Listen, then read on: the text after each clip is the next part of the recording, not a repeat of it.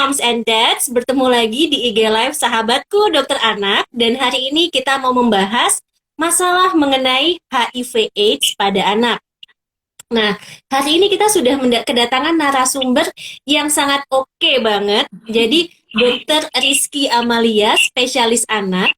Beliau saat ini adalah si alergi imunologi Rumah Sakit Cipto Mangunkusumo dan kita akan membahas masalah HIV/AIDS pada anak. Jadi, Moms and Dads yang mengikuti Instagram sahabatku Dokter Anak sudah mengirimkan beberapa pertanyaan dan akan kita bacakan. Halo Dokter Mia sehat-sehat? Alhamdulillah. Alhamdulillah. Mbak Moki. Alhamdulillah. Baik, Dokter Mia, suaranya tadi agak sedikit putus-putus. Nah, sekarang udah lebih jelas, udah lebih enak kedengarannya. Dokter Mia, jadi kenapa kita mengundang Dokter Mia ini untuk membahas masalah HIV/AIDS? Karena pada tanggal 1 Desember itu diperingati sebagai Hari AIDS Sedunia. Jadi kita ingin meningkatkan awareness dari moms and dads mengenai HIV/AIDS. Nah, jadi saya bacain aja ya pertanyaan-pertanyaan dari moms and dads nanti kepada Dokter Mia. Tapi sebelumnya, Dokter Mia bisa nggak sih memberikan penjelasan kepada moms and dads di rumah sebetulnya HIV/AIDS itu apa sih, Dokter Mia? Dan kok bisa kena anak ya? Baik. Terima kasih, Mbak. Jadi, HIV adalah penyakit infeksi oleh virus. HIV sendiri kepada gelombang imun virus ini dikenal pada tahun 8 kemudian menjadi pada awal tahun akhir 90 hingga saat ini sekarang meluas di seluruh dunia. HIV mencapai targetnya untuk bisa sebenarnya SDG goal itu atau eliminasi WHO bersama dan sifilis 2020. Kemudian Dokter Mia mohon maaf, jadi ada moms and dads yang bilang suara Dokter Mia bergema. Boleh nggak Dokter Mia pakai earphone? Ini bahasanya akan menarik banget nih moms and dads. Jadi kita harus dengar Dokter Mia dengan detail, makanya nanti kita dengerin ya setelah Dokter Mia kembali lagi pakai earphone ya. Mengenai HIV/AIDS ini banyak sekali pertanyaan, terutama pada moms and dads yang sudah mengirimkan pertanyaan buat kita. Baik, selamat sore. Udah bergema kan? Sudah bagus Dokter Mia. Sekarang tapi mohon maaf. Ya, jadi Dokter Mia mohon maaf. Ini oke, saya.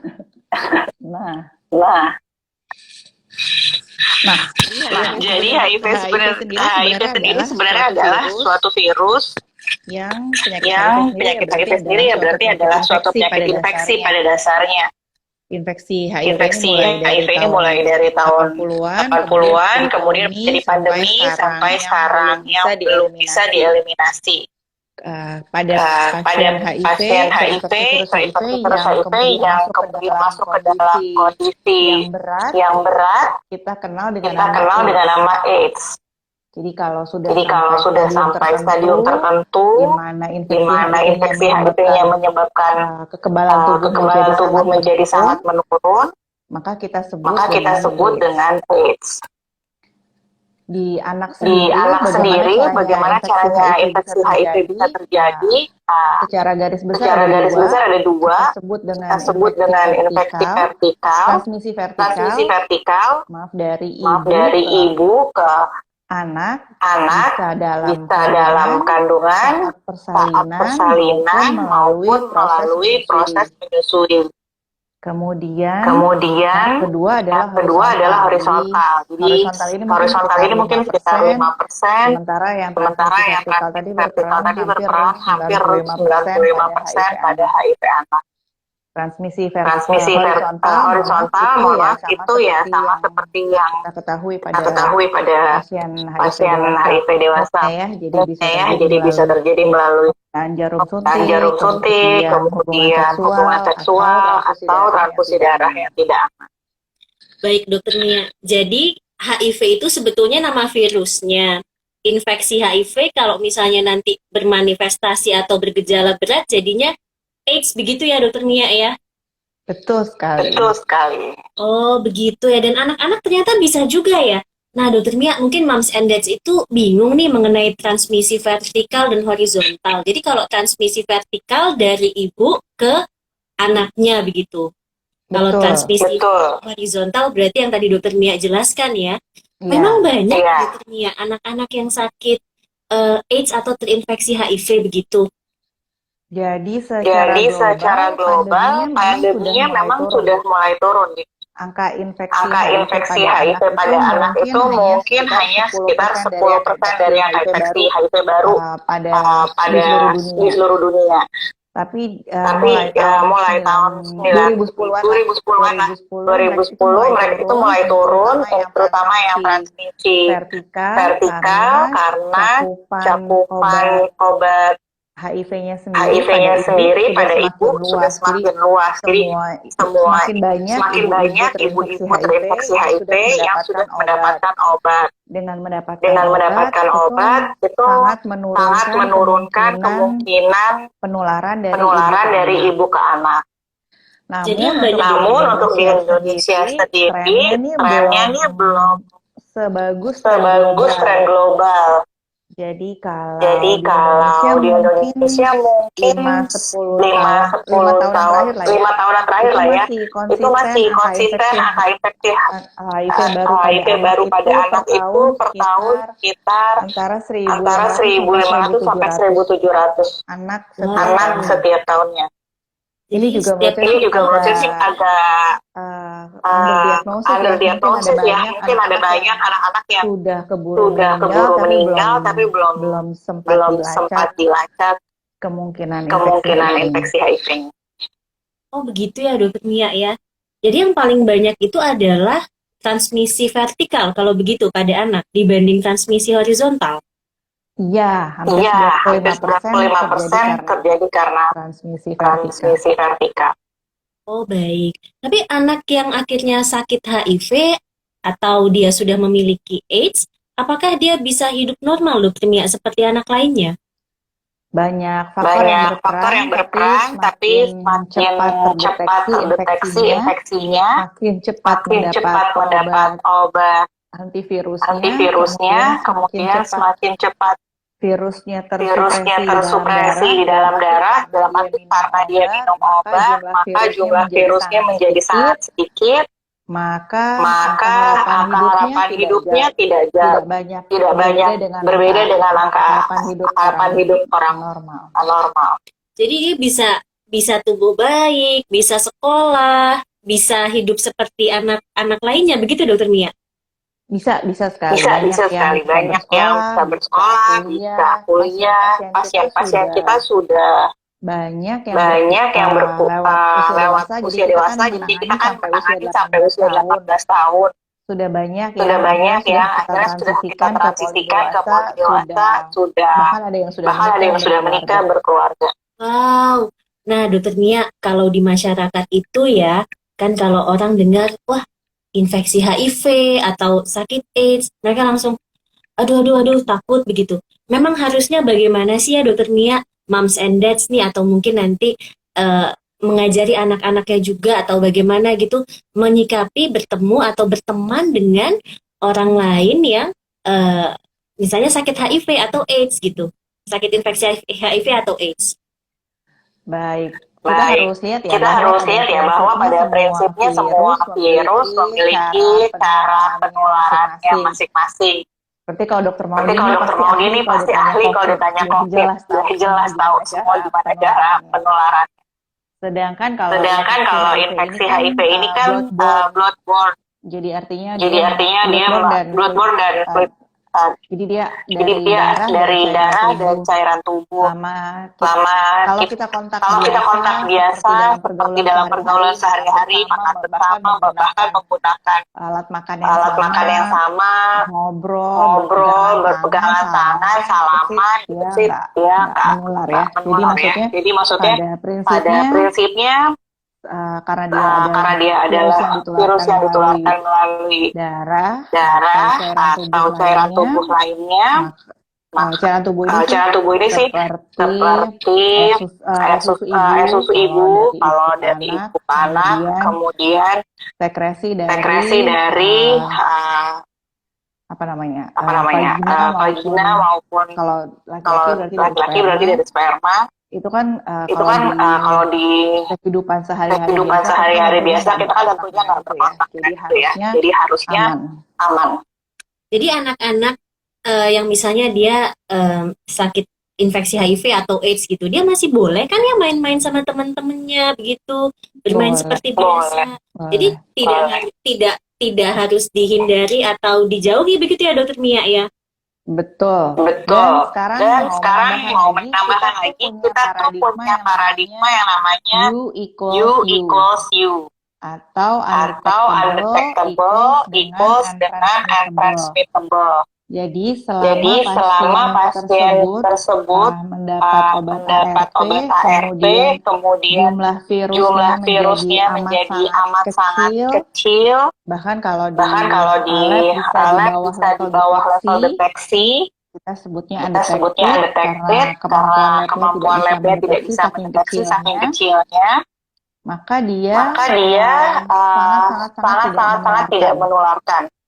Bahkan penelitiannya misalnya jadi dari dua orang istri yang satu positif tapi dia minum obat dengan baik dan virusnya sudah tidak terdeteksi, maka dalam penelitiannya dia tidak menularkan terhadap suaminya meskipun melakukan hubungan seksualnya tanpa kondom gitu, tanpa kontrasepsi lah. Jadi saya sekarang belajar banget nih dari Dokter Mia. Yang pertama adalah kalau begitu poin pentingnya adalah karena yang paling banyak transmisi dari ibu ke bayi, berarti kita harus memutus transmisi itu yang pertama ya Dokter Mia. Kemudian yang kedua, bila sudah ketahui sakit gitu ya, sakit AIDS, harus minum obat secara teratur supaya jumlah virusnya bisa diturunkan. Jadi yang ada konsep U meaning U tadi itu jadi undetectable berarti untransmittable. Wah menarik sekali ya Dokter Mia. Nah tadi ada yang nanya Dokter Mia, ada pertanyaan yang muncul di komen kita. Ada istilah namanya, mungkin yang nanya dokter juga nih, PMTCT. Nah kemudian pertanyaannya adalah seberapa efektif dan seberapa banyak sih PMTCT itu dikerjakan di tempat kita, di negara kita misalnya, dokternya bisa jelaskan? Baik, ini pertanyaannya berat ya. PMTCT itu suatu upaya untuk mencegah penularan atau transmisi infeksi virus HIV dari ibu ke anak. Mother to child transmission. Jadi kalau tanpa upaya tersebut secara alamiahnya ibu yang tidak mendapat obat kemudian positif melahirkan dan menyusui itu kemungkinannya rata-rata antara 30 sampai 45%. Bergantung pada banyak faktor, terutama jumlah virus ibunya. Kemudian pada saat menyusui adalah mamanya si ibu menyusui. Itu akan bervariasi antara tadi 30 sampai 45%. Jadi kalau kita punya 10 pasang ibu dan anak, antara 4 sampai 5 lah ya. Bisa anaknya positif.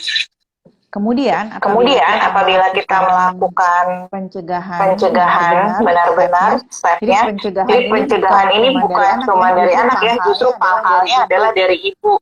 Maka penting sekali untuk men-screening bahkan jauh wanita-wanita yang usia reproduksi, kemudian keinginan untuk hamil itu jauh sebelum itu sih sebaiknya harusnya sudah di screening. Kemudian pada saat kehamilan juga tetap di screening kembali karena bisa saja tertularnya misalnya pada saat hamil gitu. Jadi kan selalu ada kesempatan sebenarnya sampai selama proses kehamilan tersebut.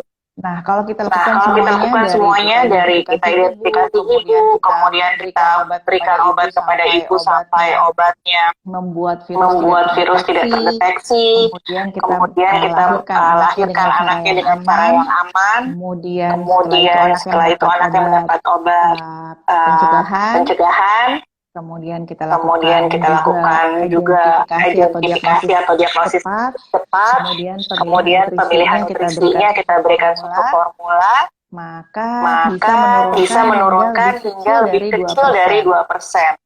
Jadi dari 100 pasang ibu bayi dan anak, mungkin hanya 1 sampai 2 yang tertular, yang positif meskipun kita sudah melakukan semua cara tadi. Jadi sangat jauh berbeda dari yang 10, ada 4 sampai 5 anak, sampai dari 100 saya tinggal 1 sampai 2 anak. Wah, berarti efektif sekali ya kalau misalnya kita melakukan PMTCT atau pencegahan transmisi dari ibu ke bayi dengan baik dan benar. Ini topiknya baik banget nih, bagus banget nih. Dan Dokter Mia, aduh saya senang banget dengan cara Dokter Mia menjelaskan, sangat-sangat jelas banget. Nah tadi pertanyaannya, PMTCT itu kalau di negara kita dijalankan dengan baik nggak sih sebetulnya Dokter Mia? Sebagai gambaran, jadi kalau kita punya 5 juta kelahiran, berarti kira-kira kan ada sekitar 5 juta kehamilan juga ya. Yang terskreening HIV itu baru sekitar 1,7 juta.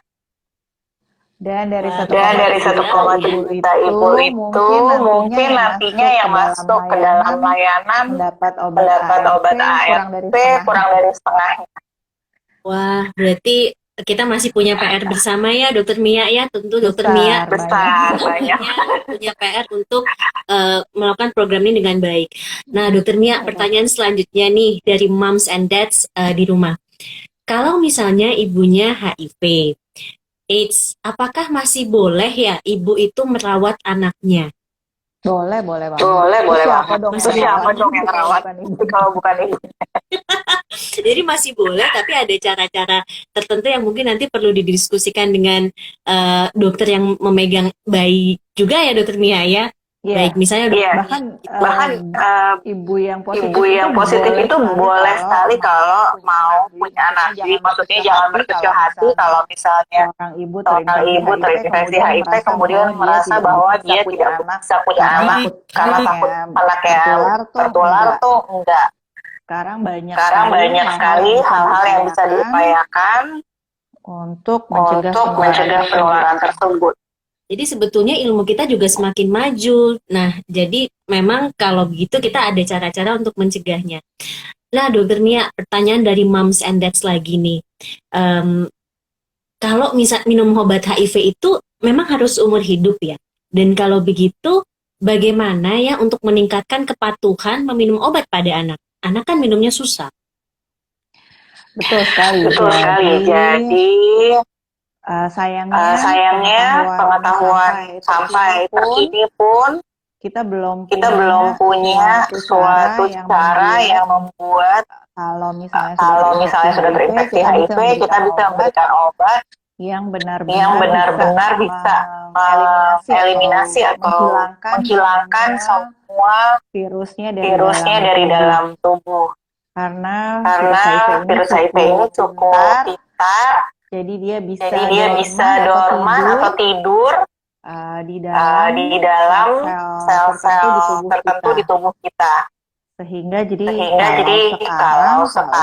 kalau dengan ilmu yang sekarang ya, kalau dia sekali terinfeksi maka dia harus minum obat-obatan antivirus tersebut seumur hidupnya. Kemudian bagaimana caranya supaya meningkatkan kepatuhan pada pasien anak? Sebenarnya jadi kalau pada pasien anak itu kan kalau di awal tentu sebenarnya dari orang tuanya full ya. Maksudnya yang memiliki otoritas terhadap anaknya. Nah, kemudian pada saat mulai usia 9 sampai 10 tahun, kita mulai harus bisa menjelaskan kondisi tersebut kepada anaknya dengan bahasa yang mudah dimengerti dan sesuai dengan usia, nanti sesuai dengan pertambahannya. Jadi ada berbagai penelitian di luar menyebutkan bahwa semakin cepat anak itu tahu kondisinya, bahwa dia sakit dan harus minum obat seumur hidup, itu akan memperbaiki kepatuhannya terhadap minum obat karena dia tahu jadinya tujuannya minum obat itu untuk apa. Gitu. Dibanding dengan anak-anak yang nggak tahu, pokoknya orang tuanya ngasih minum obat, kemudian dia tiba-tiba mengetahui statusnya secara tidak sengaja pada usia remaja yang kadang-kadang usia remaja sendiri tanpa berbagai penyakit saja sudah menimbulkan banyak dinamika kan pada anak-anak yang masuk ke usia remaja itu. Apalagi kalau dia tiba-tiba mengetahui. Biasanya setelah itu kepatuhannya menjadi lebih jelas. Oh baik, jadi kuncinya adalah menjelaskan kepada anak dan mengajak anak juga turut berpartisipasi dalam minum obatnya, begitu ya Dokter Mia ya, jangan disembunyikan. Betul. Baik, ada pertanyaan lagi nih yang masuk Dokter Mia. Pertanyaannya adalah seperti ini.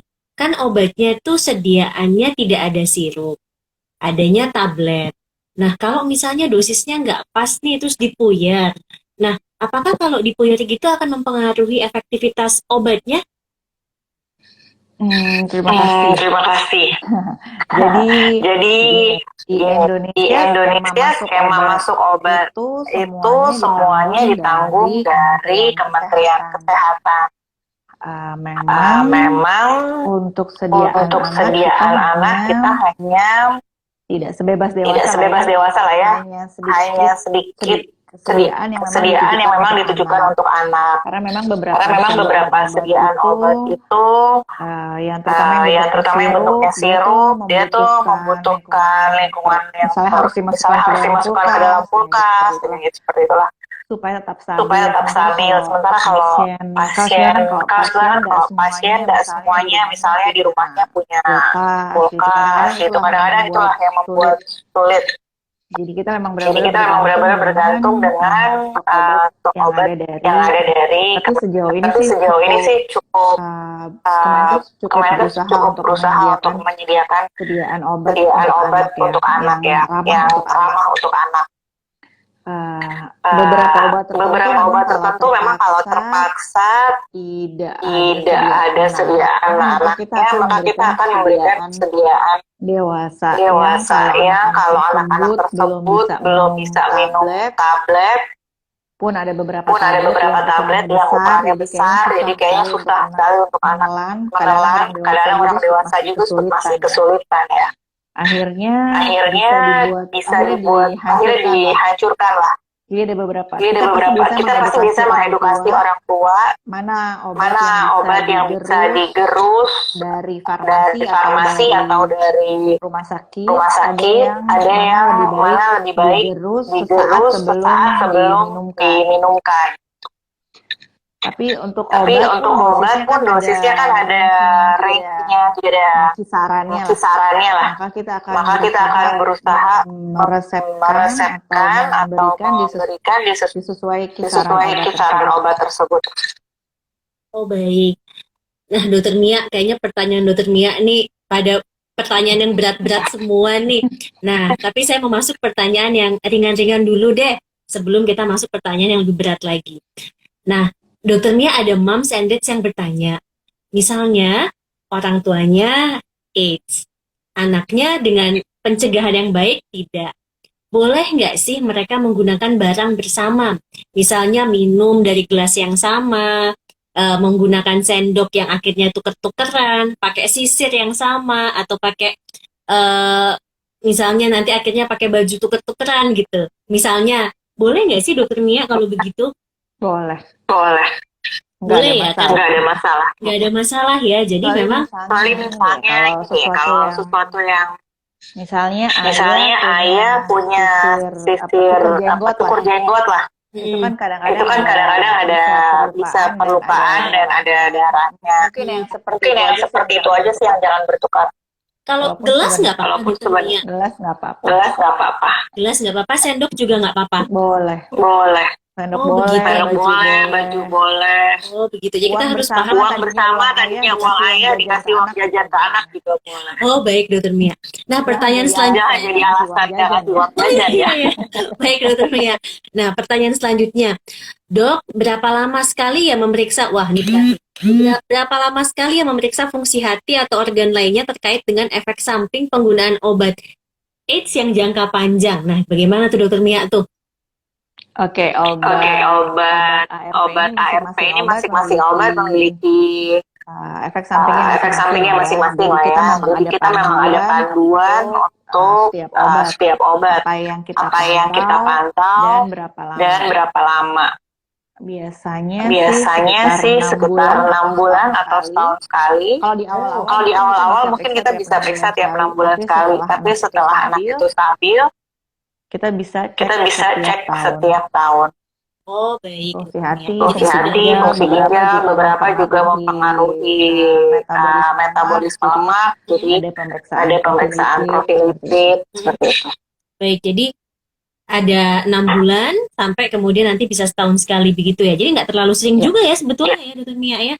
Selama dia aman dengan obatnya, sudah nyaman, kemudian virus sudah tidak terdeteksi, bisa setiap tahun sekali. Baik. Nah, dokter Mia, pertanyaan dari Moms and Dads lagi nih. Apakah sudah ada vaksinasi ya yang dapat mencegah terjadinya HIV pada anak? Ini kan soalnya kan lagi zamannya vaksinasi nih. Nah, HIV gimana dokter Mia? Ada nggak sih? Sejauh ini trialnya di fase 3 gitu ada beberapa kandidat, tapi belum ada yang memuaskan. Oh gitu. Tapi kemungkinan di masa mendatang bisa dong ada vaksinasi. Kita tunggu saja. Tapi karena mungkin sifat virus kan masing-masing ya. Ada beberapa virus yang mungkin mutasinya nggak terlalu banyak gitu. Tapi kalau HIV ini memang mutasinya sangat banyak sehingga menimbulkan berbagai mungkin gambaran yang berbeda sehingga belum ada vaksin yang bisa benar-benar efektif. Baik. Ada Moms and Dads yang bertanya lagi nih, ini mungkin kayaknya pertanyaan terakhir karena kita tidak ada pertanyaan lagi setelah ini. Dokter Mia, gimana sih sebetulnya ke depannya nih atau prognosis HIV/AIDS pada anak? Tadi dokter Mia sempat singgung, tapi sebetulnya bagaimana ya anak dengan HIV dan AIDS dapat hidup ke depannya tuh bagaimana sih? Baik, kalau harapan dan target kedepannya sebenarnya kita mau mengeliminasi infeksi HIV pada anak, terutama yang transmisinya vertikal. Dengan tadilah kalau kita bisa screening baik dari ibunya, bisa maksudnya bisa membuat virus di ibu menjadi tidak terdeteksi, maka angka transmisinya tentu akan sangat rendah sehingga jumlah anak dengan infeksi HIV menjadi sangat kecil atau sangat berkurang.